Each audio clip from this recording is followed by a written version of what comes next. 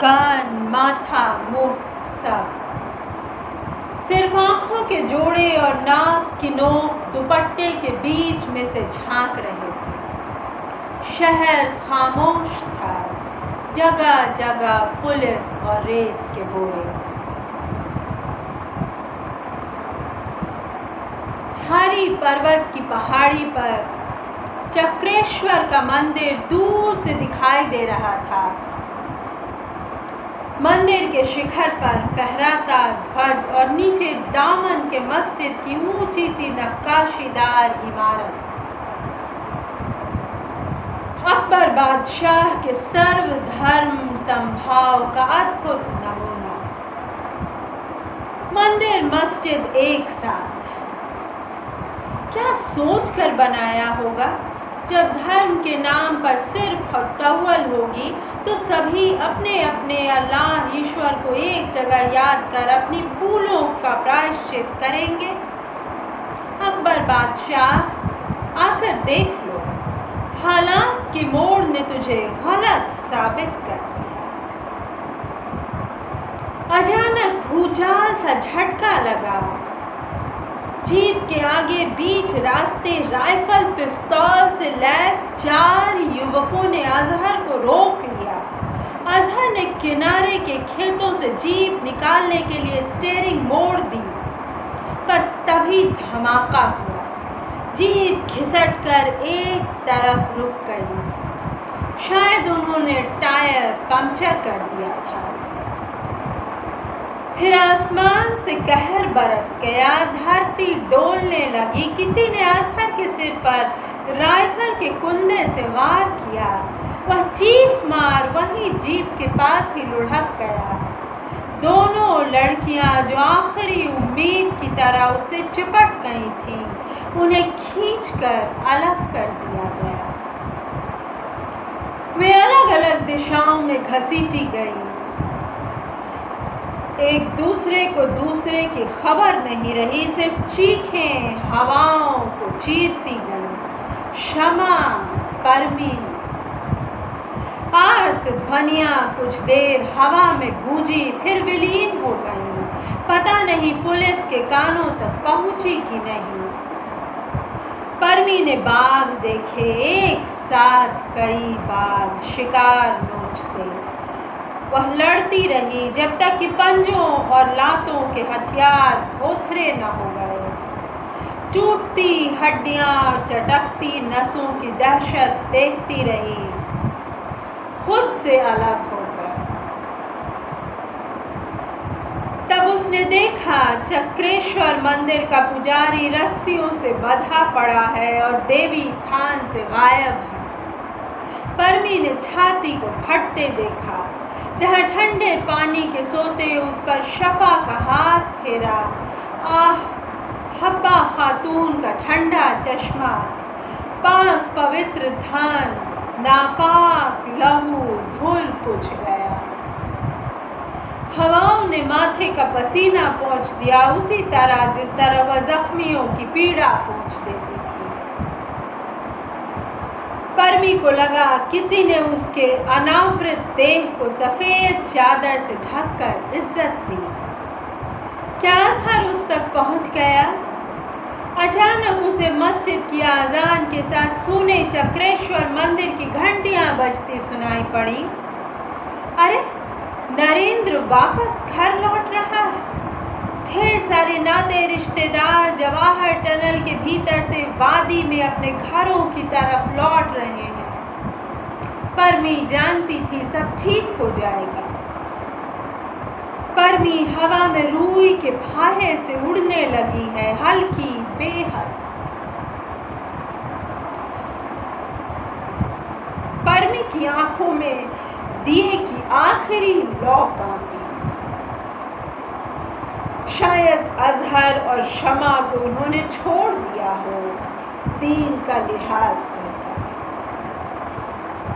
आखिर वे लोग दीन के लिए ही जिहाद कर रहे थे। कम से कम जिंदा काकनी को तो कोई अंधी कब्र से बाहर निकाल लेगा। लेकिन परमी नहीं जानती थी कुछ ही दूर पर मनौती मानने वाले पत्थर की ओर शमा भी उसी तरह लहूलुहान पड़ी है। उसने भी आखिरी चीख से पहले यह उम्मीद की है कि उन्होंने परमी को छोड़ दिया हो। वह जो उनके जख्मों का इलाज करती थी, उन्हें उसकी ज़रूरत थी।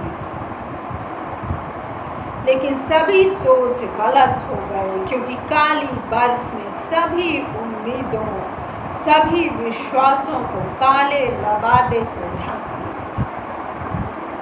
तो दोस्तों, ये थी कहानी काली बर्फ, खौफनाक, लोमहर्षक। और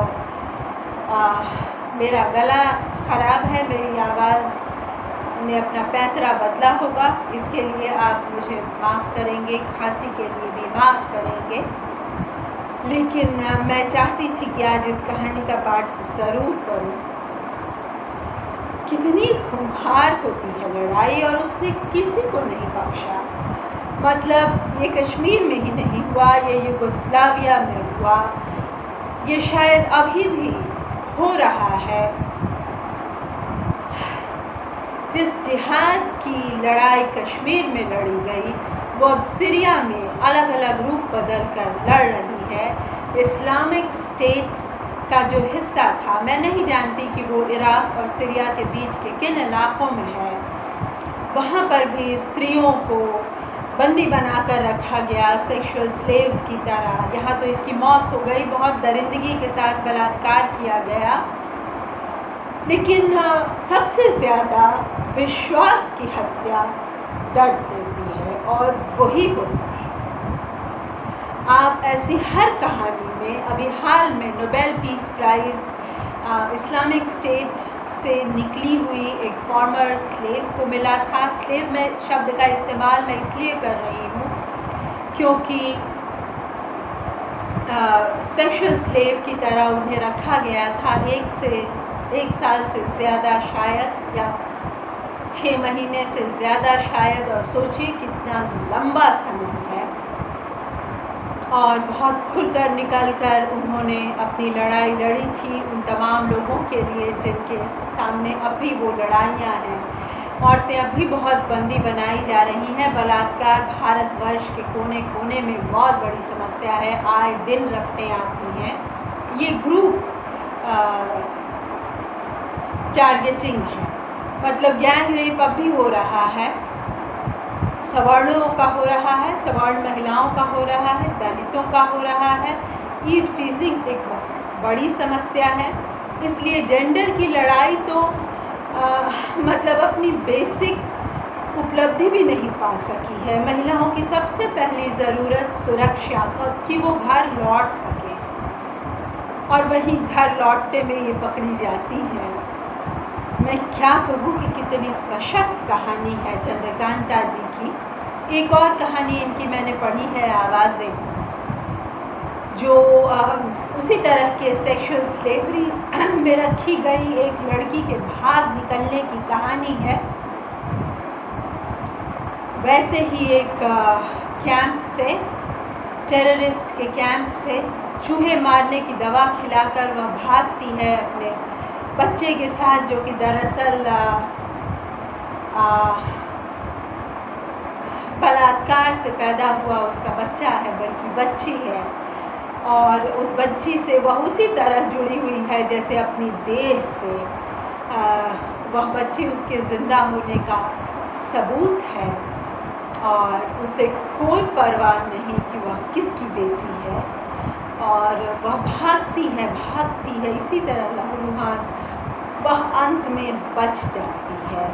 उस कहानी में सुखांत कहना तो बहुत गलत है, लेकिन एक स्त्री शक्ति की जिजीविषा की जीत है, जो इस कहानी में प्रतीकात्मक अर्थों में तो ज़रूर है, लेकिन खौफनाक अंत है इसका कि उसके विश्वास की हत्या होती है। वह सोचती है कि वह इस घाटी को, इस वादी को छोड़कर कहीं नहीं जाएगी और सब कुछ ठीक हो जाएगा। यही सोचते हुए उसका दम निकल जाता है, उसकी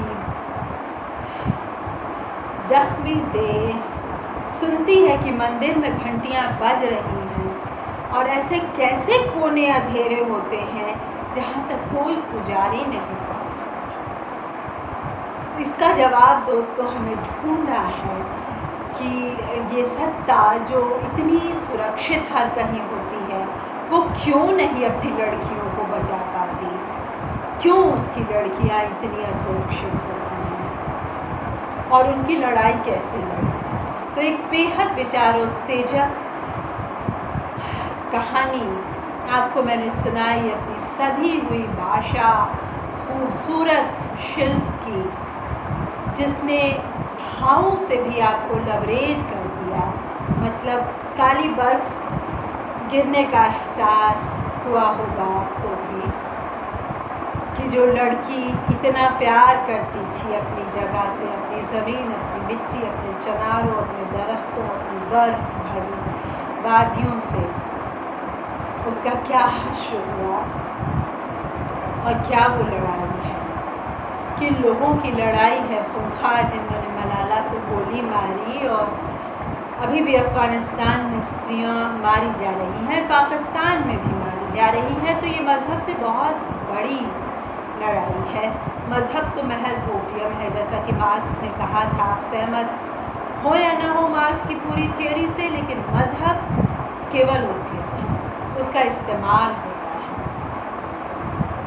और आदमी बहकते हैं केवल अपने स्वार्थ, अपनी गंदी प्रवृत्तियों, अपने भटके हुए जिहादों, अपने भटके हुए क्रूसेड्स के लिए। और स्त्रियां हमेशा युद्ध का परिणाम, दुष्परिणाम सबसे ज़्यादा भोगती हैं। पुरुष भी मारे जाते हैं। दिनकर की पंक्तियां हैं कि वह कौन रोता है वहाँ, इतिहास के अध्याय पर जिस पर लिखा है नौजवानों के लहू का मोल है, प्रत्यय किसी बूढ़े कुटिल नीतिज्ञ के व्यवहार का, जो आप तो लड़ता नहीं कटवा जवानों को, मगर आश्वस्त होकर सोचता है, शोणित बहा किंतु गई बच लाज सारे देश की। तो सोचने की बात है दोस्तों कि किसकी लाज कहाँ बच रही है। आज स्त्रियां खुलेआम कितने विमर्शों में अपनी देह को लेकर शामिल हो रही हैं। बहुत ज़्यादा विमर्श किधर जाता है, ये एक अलग विमर्श है। देह का विमर्श किधर जाता है, और वो हमेशा स्वेच्छा से होना चाहिए, जिसे जो विमर्श रुचे। अभी कोरोना का समय है और फ्रेंच न्यूडिस्ट्स कोरोना से संक्रमित हुए हैं, जिनमें स्त्रियां भी हैं। तो सिमोन के देश में बहुत क्रांतियाँ हुई हैं, बहुत किस्मों की, और उनके कारण हैं कि देह से पर्दा उठे। लेकिन ऐसी जगहों में जहाँ देह की बहुत ज़्यादा भूख और बहुत संकीर्णता है, वहाँ स्त्री केवल देह है, केवल नोच ली जाने वाली देह। और इतनी प्यारी एक नर्स, इतना प्यार करने वाली, इतनी जिंदा दिल एक नर्स बचती नहीं। तो ये मेरी टिप्पणी मैंने लगा दी मैम की कहानी के बाद। कश्मीर में जो हुआ मास एविक्शन लोगों का, उसका चित्रण करती हुई किस तरह लोगों को वार्निंग दी गई और जिन्होंने नहीं छोड़ा उनका क्या हाल। तो ये युद्ध है दोस्तों, ये अलग अलग ढंग से लड़ा जाता है दुनिया के अलग अलग क्षेत्रों में। हम इस कहानी को पढ़ते हुए अमन चैन की दुआ के साथ हर आदमी के हक, हर औरत के हक की पहले दुआ करें। और मैम को, चंद्रकांता मैम को एक बार फिर जन्मदिन की ढेरों बधाई और शुभकामनाएँ भेजें कि किस तरह से झकझोर देने वाली कहानी उन्होंने हमें पढ़ने की, सुनाने की, उस पर बात करने की इजाज़त दी। शुक्रिया आपका सुनने के लिए। आशा है कि आपको मेरा पाठ भी पसंद आया उतना ही जितनी कि यह कहानी सशक्त और खूबसूरत है। शायद उससे थोड़ा कम भी, तो कोई बात नहीं। मैं आपकी टिप्पणी का इंतज़ार करूँगी। धन्यवाद।